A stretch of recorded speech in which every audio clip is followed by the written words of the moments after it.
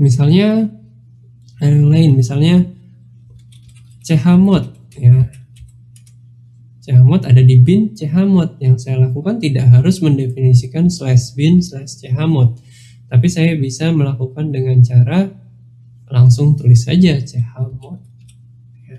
Itu salah satu gunanya environment.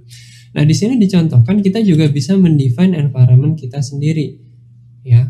Kita bisa menentukan, misalnya kita mau set di programnya tempat user kita berada. Jadi ketika kita login saja, kalau etc environment tadi itu ketika komputer ini dimulai atau komputer ini beroperasi. Kalau di sini saya di user saya sendiri, karena saya pakai shell-nya adalah bash, kita bisa lihat bash rc ya. Di sini adalah environment dari yang sudah kita definisikan pada saat saya masuk ke dalam user ini ya. Export path, export ld library path ya, export python path. Jadi path tersebut bisa didefinisikan di dalam user kita sendiri di dalam file bash rc. Nah, kita bisa misalnya kita mau mendefinisikan sendiri C5 sama dengan kelas sysproc misalnya, export C5 misalnya, terus kita print C5 misalnya, echo C5. Oke, echo $C5 kelas sysproc. Nah, kebetulan di sini saya punya dua terminal. Nah, terminal yang lain ya, di sini kalau saya coba untuk echo C5,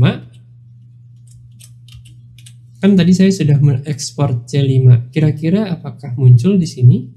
Ya, di sini tidak muncul karena posisi dari saya mendefinisikan environment ini, posisinya adalah ketika saya berada di dalam session itu saja. Jadi C5 ini hanya akan berlaku pada saat sesi saya berada saja. Ketika saya berada di sesi yang lain, walaupun saya menggunakan user yang sama, itu tetap gak ada ya. Jadi tergantung kebutuhan kita ingin dipakainya di mana. Kecuali kalau misalnya saya taruh vi misalnya bash rc tadi, bash rc di sini,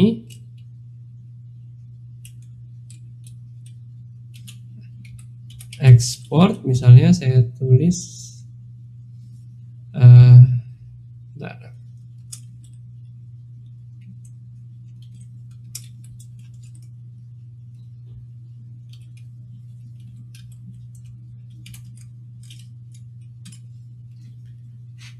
oke, di sini saya coba pindahkan dulu. Saya coba di sini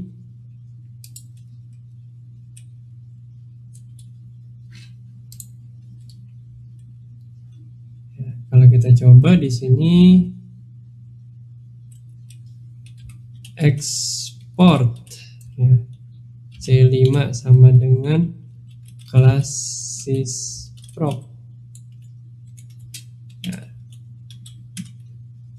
Nah, di sini kita coba source, kita refresh dulu untuk ini kita. Yang ini juga kita coba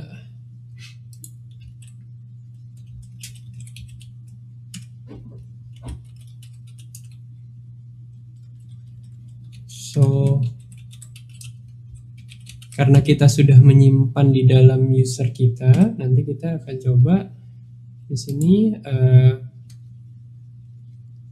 echo $C5 misalnya. Oke, kelas sysproc. Di sini kita echo $C5. Oke, kelas sysproc ya. Dia tetap akan bertahan selama berada di user saya sendiri. Ketika saya pindah ke user lain, maka dia akan tidak ada definisinya. Oke, jadi itu salah satu kegunaan dari environment tersebut. Jadi levelnya ada environment yang bisa di set pada saat itu juga, ada di set di background user kita, ada juga environment yang di set untuk keseluruhan sistem kita, ya. Oke, kita coba delete lagi.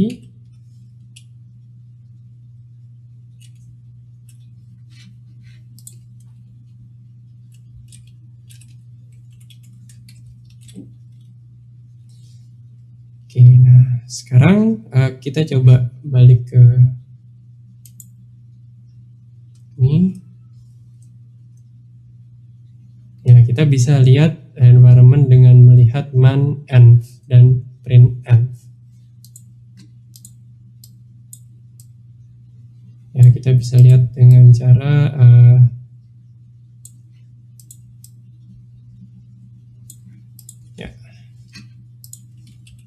clear man env, ya. Kita bisa lihat run a program in modified environment, ya, man environment.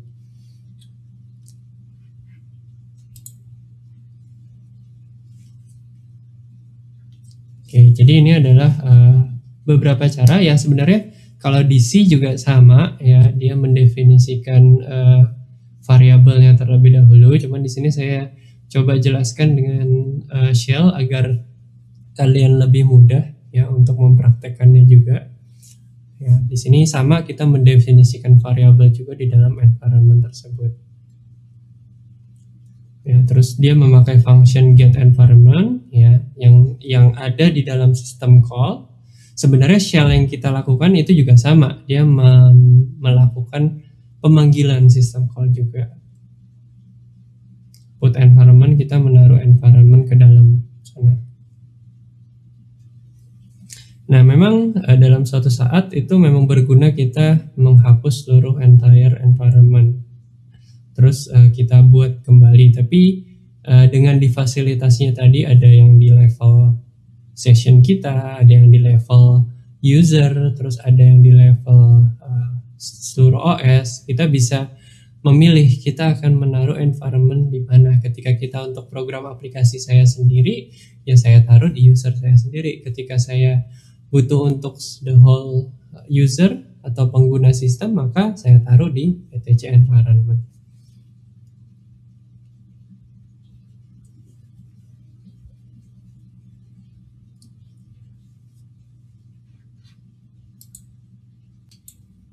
Oke, di sini kita akan coba untuk melihat mengenai memory allocation, ya. Bagaimana suatu cara agar kita bisa mengalokasi memori pada heap, terus mengadjust program break di sini. Jadi setelah program itu selesai, ada yang namanya program break. Break itu end of data segmentnya ada di mana. Terus ada SBRK juga, di mana kita bisa mengincrement dari end of data segment tersebut untuk mengalokasikan lagi memori kita. Terus kita bisa mengalokasikan memori di dalam heap dengan malloc dan free. Terus ya, kita mencoba untuk melakukan atau mengerti bagaimana stack itu berjalan.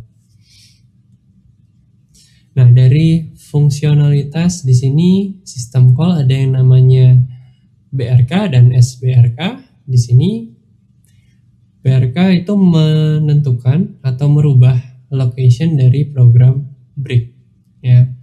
Yang merupakan program break di sini mendefinisikan akhir dari proses data segmen atau akhir dari proses tersebut. Nah, di sini meningkatkan program break, ya, dibilang memiliki efek untuk mengalokasikan tambahan memori ke dalam proses, dan mengurangi program break itu, ya, kita membiarkan memori itu untuk dipakai yang lain. Nah, perbedaan antara break dan SBRK di sini, kalau break set, jadi dia akan melakukan pengaturan terhadap data segmen terakhir, ya, yang dispesifikasi oleh address. Jadi kalau value-nya tersebut cukup bisa dipakai atau masih dalam kemampuan dari si memorinya, ya, maka proses itu masih bisa berjalan. Terus kalau SBRK di sini, jadi dia mengincrement ya data program data yang tadi end of data segment itu ditingkatkan oleh dia. Jadi program ini memiliki tambahan memori, ya, tambahan alokasi memori. Ya, jadi kalau kita dilihat di sini, kita juga bisa mengalokasikan memori, ya, mengalokasikan di dalam heap-nya. Di sini ada malloc, ya, free. Jadi ketika kita melakukan malloc atau memory allocation, kita juga melakukan yang namanya free. Free itu adalah membebaskan memori kita sehingga memori kita bisa digunakan oleh program lain. Mekanisme ini perlu diingatkan kembali bahwa kita tidak langsung ke dalam physical address space, tapi kita tetap melakukannya melalui virtual address space menggunakan page table baru ke physical address space.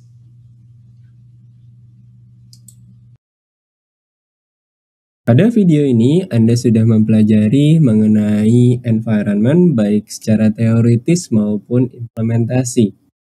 Nah, pada video selanjutnya Anda akan diperkenalkan mengenai memori, bagaimana kita bisa mengalokasikan memori dan program yang kita eksekusi itu memiliki fleksibilitas terhadap banyaknya memori.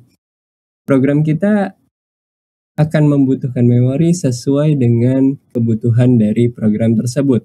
Oleh karena itu, heap memori akan bisa membesar dan mengecil. Oke? Terima kasih atas perhatiannya untuk video ini dan semoga video ini bisa bermanfaat.